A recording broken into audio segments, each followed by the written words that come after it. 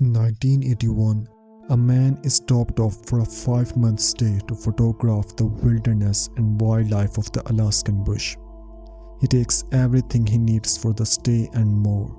However, a simple miscommunication with the pilot leaves him stranded and fighting for survival. This is the story of Carl McCunn. Most people know the story of Chris McCandless. His life is depicted in the Paramount vintage movie Into the Wild and the 1996 book by John Krakauer of the same name. It tells the story of a 24-year-old that hitchhiked into the Alaskan wilderness. He followed the Stampede Trail and found an abandoned bus on the eastern bank of the Susquehanna River. McCandless was motivated by the various books that he had read and wanted to experience living off the land in a remote area of Alaska. After a series of errors in judgment, Chris found himself trapped on the far side of the Teclanica River. The river rose from runoff from the mountains during the summer, and in mid-August of 1992, he died of starvation.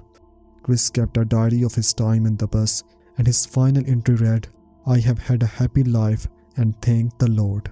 Goodbye and may God bless all." If Chris McCandless had ever heard of a man named Carl McCunn, he may have thought twice or at least been better prepared to enter the Alaskan wilderness.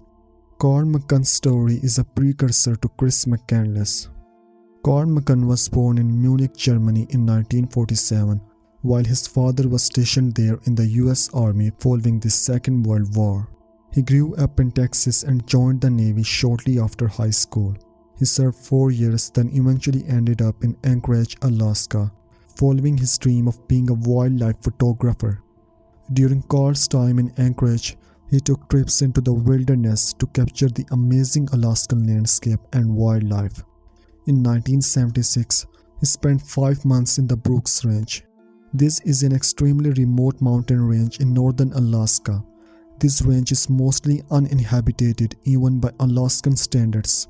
The Brooks Range forms the northernmost divide in North America, with streams on the north side flowing into the Arctic Ocean and streams on the south side flowing into the northern Pacific.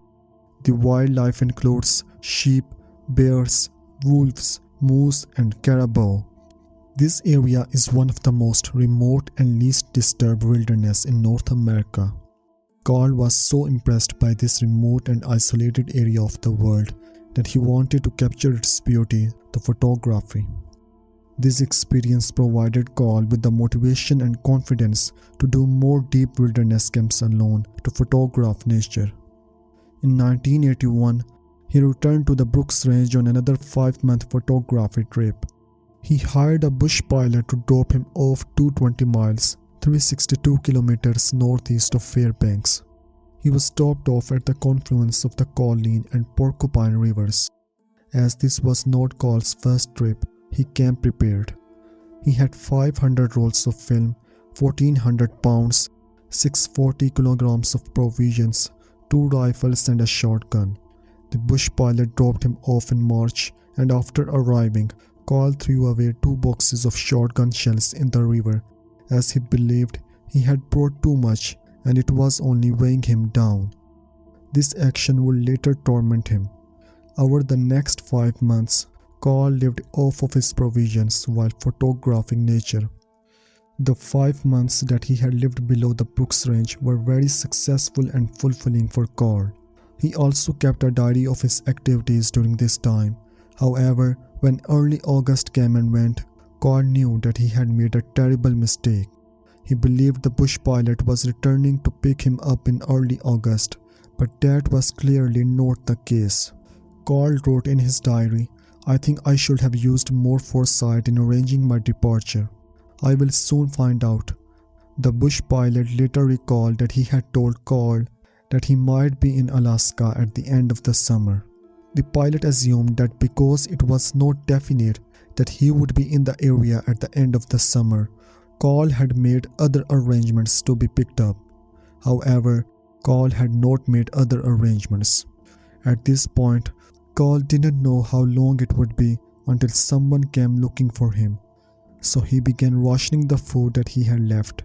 He began hunting in an attempt to live completely off of the land to keep his provisions for winter if it took that long. Initially, he was successful. He shot ducks and muskrat. He even pulled a carcass of caribou that had died in the lake, but he was not able to properly preserve the meat, and it spoiled. He wrote, "Humans are so out of their modern day element in a place like this." His provisions were becoming low, and he began getting extremely worried that no one was coming. He was hoping that his family would contact someone to look for him when he didn't arrive. He had provided maps to his family and friends, but no itinerary, so his family didn't know when he was to return.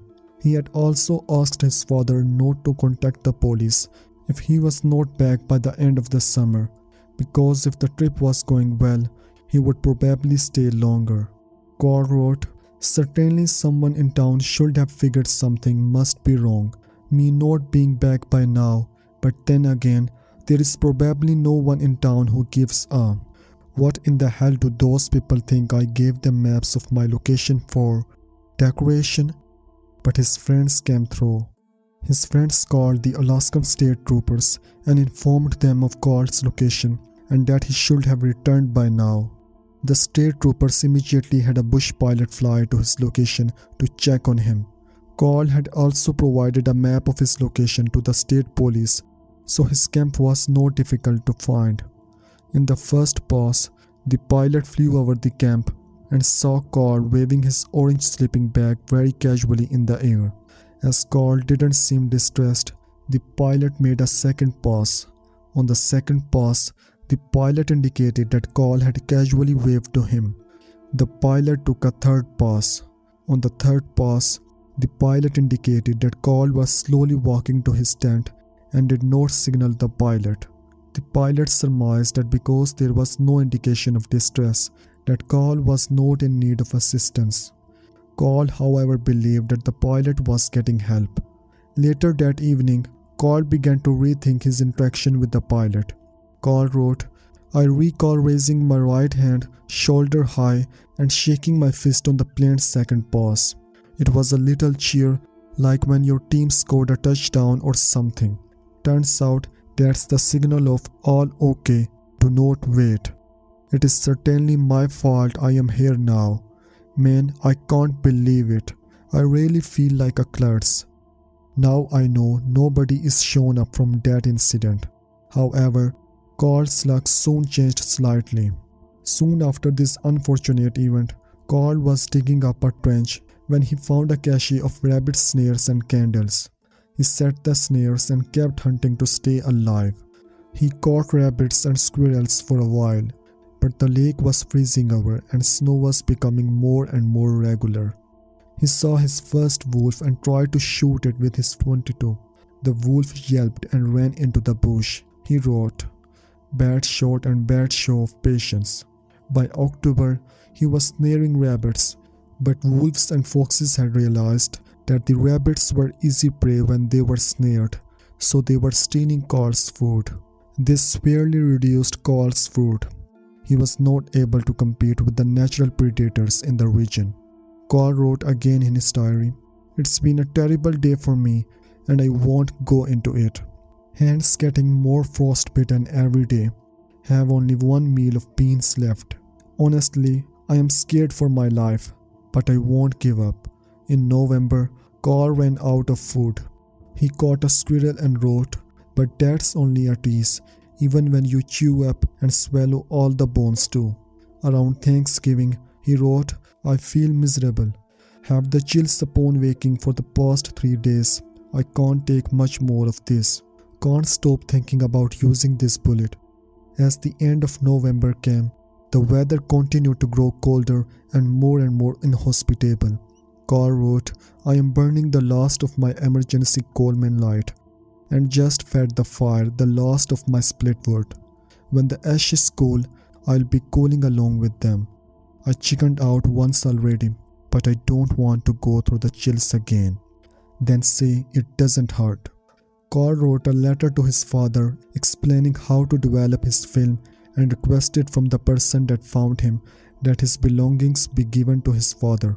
He offered his rifles and shotgun to the person that found him for their trouble. He pinned the note to his ID and entered his final diary. If my body has been eaten on, or if it turns out I take my own life, just put me under a tree so I can at least make a decent meal for some critter. I don't want my family to see me that way. They'll be hurt enough as it is. Should I crazily attempt walking out in my condition and am nowhere to be found, please carry out the above will. I kindly thank whoever may do so. The ID is me, Natch. By January, Carl's friends were extremely worried and called the Alaskan State Troopers office again. On February 2, 1982, several state troopers rode in a plane. They landed near Carl's campsite. They found his body inside his tent, along with the note, his 100-page diary, and the rifle Carl had used to shoot himself. As Carl's father described him, Carl was 6'2", 240 pounds, with reddish-brown hair and an outgoing personality. Beware of the dangers of the Alaskan wilderness and rest in peace, Carl McCunn.